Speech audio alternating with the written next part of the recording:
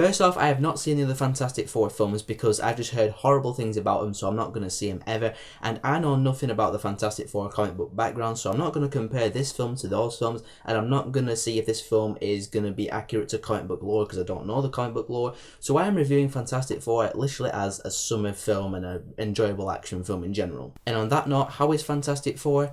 A bit underwhelming, I will admit, which is a shame as well because I was expecting to be in the minority of people who was going to really like this film and everyone else hated it. I have to be in the kind of the majority of people who don't like this film this time because I don't hate the film. Let me just say it right now, I don't think Fantastic Four is as bad as people are saying it is, or in some cases as bad as people seem to want this film to be, which makes no sense to me, but it's not a great film, but it's not a horrible film, so let's just dive into the review. First off, the good. The visual effects in this film I actually thought were pretty solid. I like the look of the visual effects, I like how they incorporated them into the film, and I just think they looked really good in the film, like Johnny Storm's fire and Invisible Woman's invisibility, and The Thing as well. I thought The Thing looked pretty cool in this film, like all the rock formations and stuff.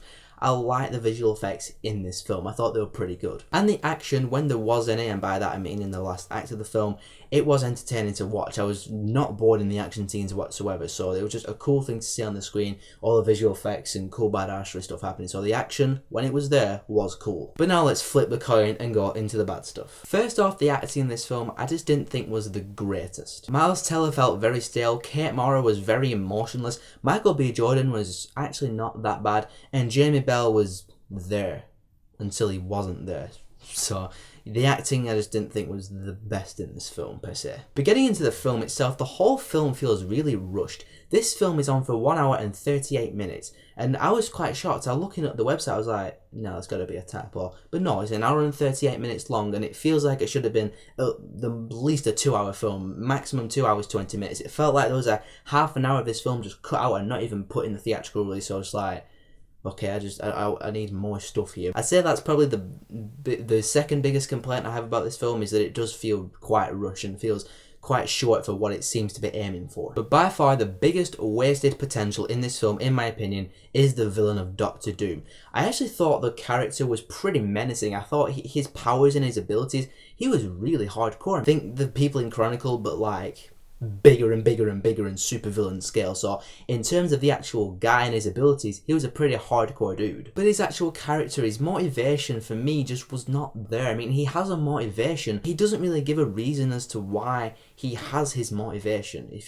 I don't want to spoil it for you, but I was watching it. He's saying all this stuff even before he's Doctor Doom. He's saying this stuff like, okay, that his motivation just seems really random and just doesn't seem like impacted by anything that's happened in his life. So that's all I'm saying. His motivation for me wasn't there. But do you know what else wasn't there? Doctor Doom for most of the time, because he doesn't show up as Doctor Doom until the last act of the film. Yeah, it's not till the last act that Doctor Doom finally shows up in his all cool hooded glory and he's finally doing stuff, and then he just shows up for like 10 minutes, 15 minutes tops for a big anticlimactic fight with the Fantastic Four. Doctor Doom, the main villain of this film, is just hardly in this film at all. So I just felt Doctor Doom was a very big wasted part of this film, unfortunately. But like I said, I don't think this film's terrible. I think it is a watchable, not great film. I mean, yeah, the special effects are really good, I thought. The action, like, at the end was pretty cool. It's a good looking film. I like the cinematography and how it's made. It's a nice film to look at. But if you're one of those kind of people who delves into the story, characters and plot, yeah, you're gonna probably really dislike this film. And just like I said, the film feels really rushed. It feels like there's like half an hour of the film missing,